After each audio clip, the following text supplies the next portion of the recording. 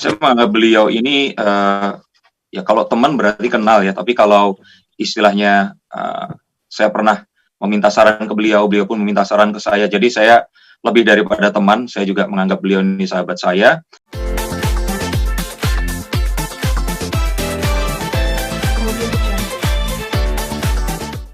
Sebelumnya itu sempat bertemu atau ngobrol-ngobrol nggak sih Mas Denny sama Mbak Yu? Almarhumah itu yang pertama saya kaget banget tadi karena kejadiannya pas saya lagi makan siang terus di info, terus waktu dibawa ke sana terus akhirnya di update ya setengah nggak percaya. Terakhir kontak itu sebelum puasa, setelah Lebaran. Setelah Lebaran saya ucapkan selamat Idul Fitri dan saya ingat itu kontak sebelum puasa itu waktu beliau pernah kurang sehat juga, sakit. Terus saya ucapan juga semoga lekas sembuh. Terus terakhir waktu Lebaran hari kedua saya telepon beliau dan ya beliau masih sehat-sehat aja, masih baik-baik aja. Bahkan kalau nggak salah setelah itu pun masih beraktivitas pergi keluar kota. Itu komunikasi terakhir. Sempat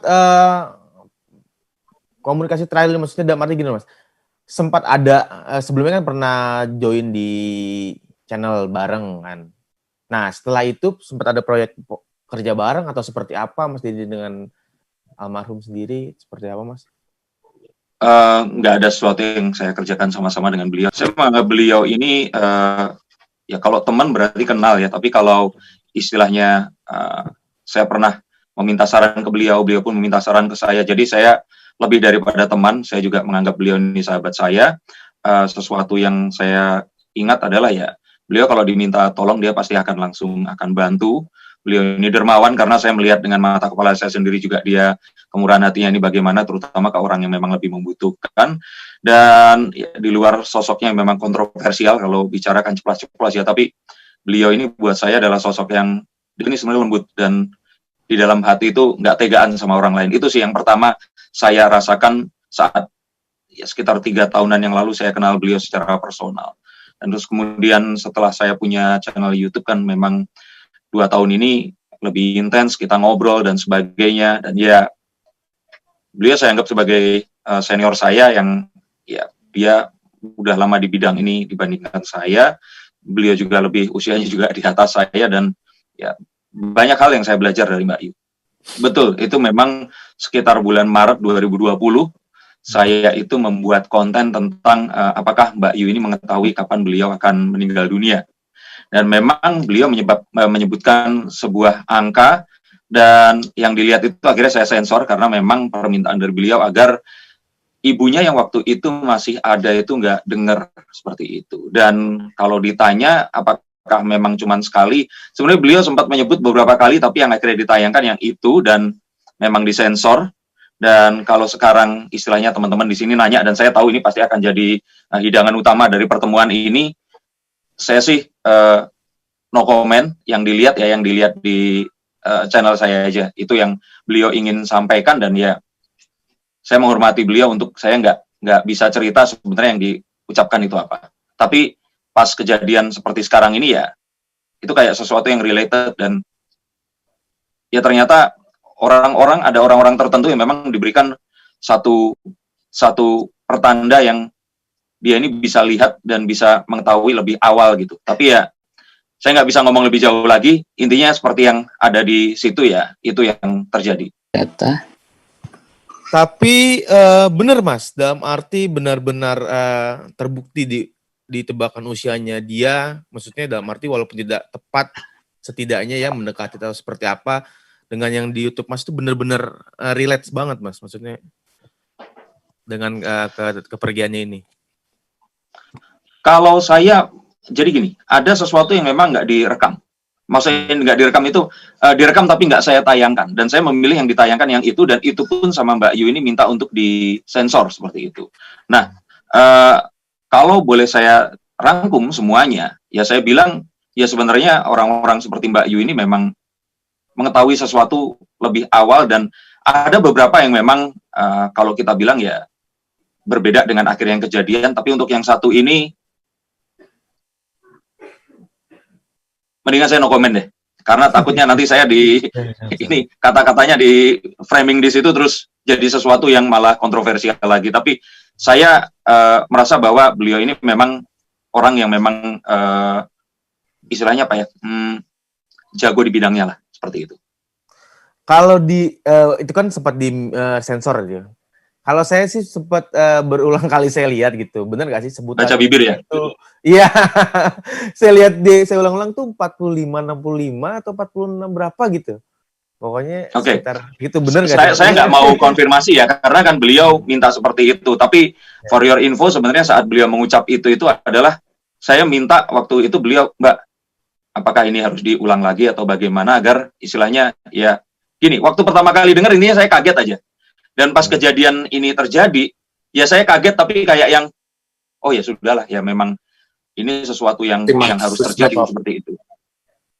Jadi apa yang akhirnya tayang, saya cuma bisa katakan apa yang akhirnya tayang itu adalah sesuatu yang memang akhirnya kalaupun nanti dilihat oleh ibunya ini nggak akan khawatir gitu. Tapi yang bisa saya katakan di sini adalah Mbak Yuni memang seorang nujum dan apa yang terjadi hari ini tuh saya nggak bilang kalau sudah diramalkan ya, tapi sedikit banyak sebenarnya dia sudah tahu. Ya kalau sinkronisasinya mungkin kalau mau disimpulkan begitu, tapi intinya adalah sepertinya kayak mungkin kita punya satu ini ya, kayak saya pernah dengar cerita buyut saya itu sebelum beliau meninggal ini kayak dia itu udah tahu dan terus beberes gitu loh, kayak ya kayak orang berkemas gitu loh Mas, Mbak di sini. Jadi kalau menurut saya sih ini semua jadi setelah ini kejadian tuh kayak di flashback itu kayak nyambung semua. Ini seperti itu. Nah, kalau ditanya di sini saya harus nyebutin seperti apa, mendingan saya nggak ngomong deh karena saya takut nanti ini akan jadi sesuatu yang jadi polemik lagi. Jadi saya sih memilih untuk menghormati beliau ini sesuatu yang kita mengenang dia dengan ya sepantasnya dan yang baik-baik aja gitu yang saya ingin ceritakan. Mas, tapi pas tahu kabar seperti itu sempat kontak nggak sih? Maksudnya ke orang terdekatnya dalam arti ke keluarga atau ke asisten atau ke tim-tim kerjanya dari beliau? Waktu kita buat konten. Waktu dengar kabar saat ini tadi, waktu dengar kabar tadi, langsung komunikasi nggak? Saya langsung menghubungi timnya. Ini Mbak Ecau namanya. Dan beliau juga mengatakan bahwa ini tim nggak ada yang berani merapat karena memang diinstruksikan seperti itu.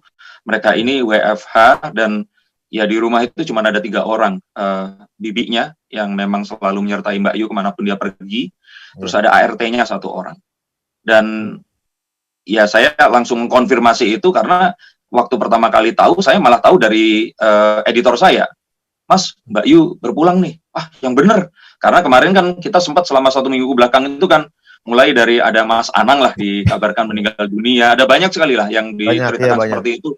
Ya, dan kita sekarang ini kan lihat berita orang meninggal itu kan kayak orang pamer makanan gitu kalau di sosial media gitu, udah sering banget.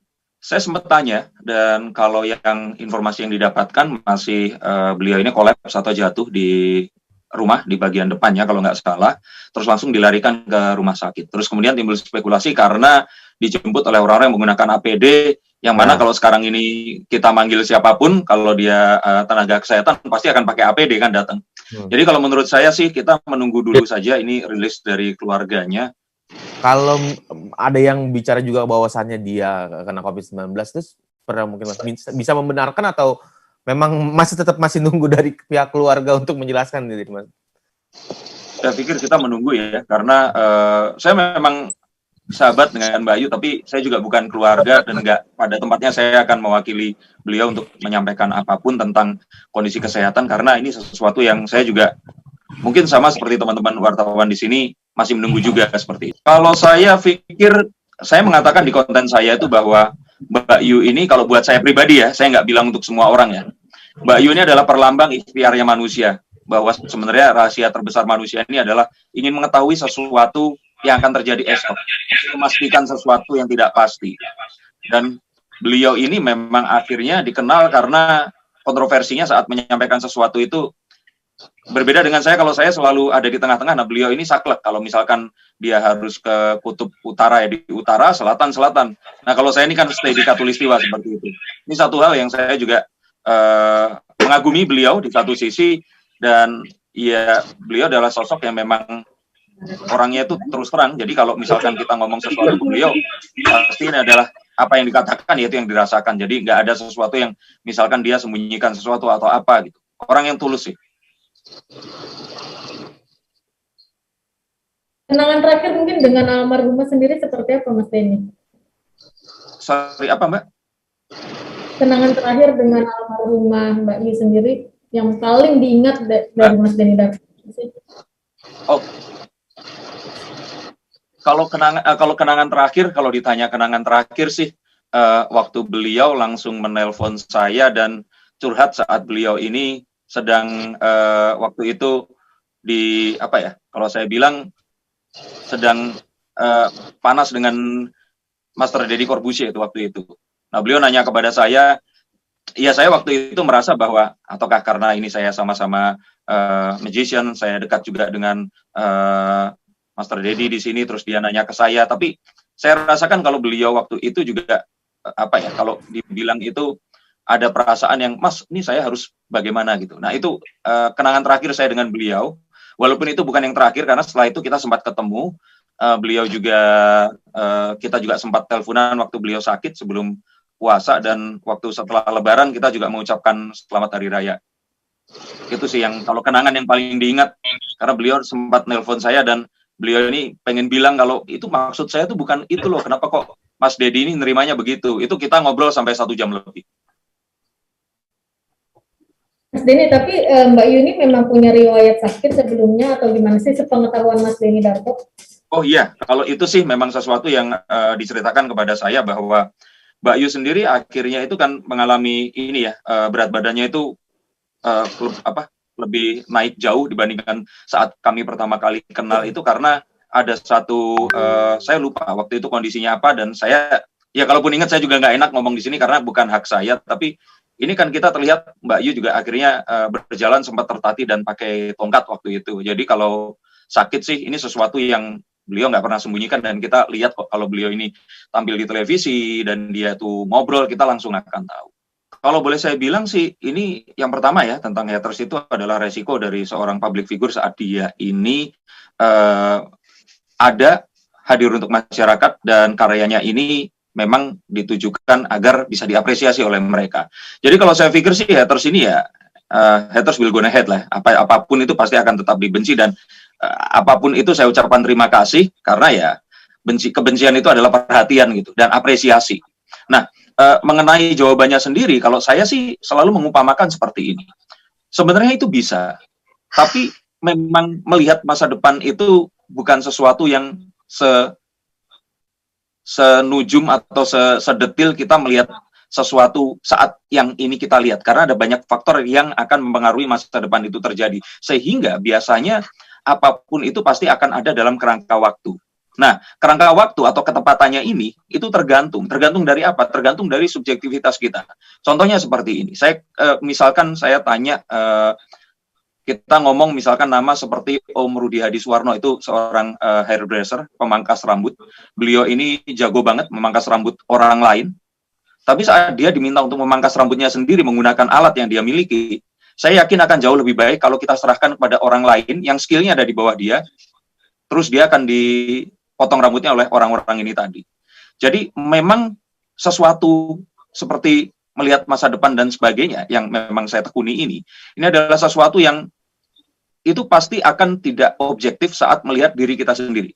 Sama kayak Mas misalkan masak sesuatu terus kita ditanya masakannya enak atau enggak, ya kita pasti akan berusaha untuk subjektif di situ gitu.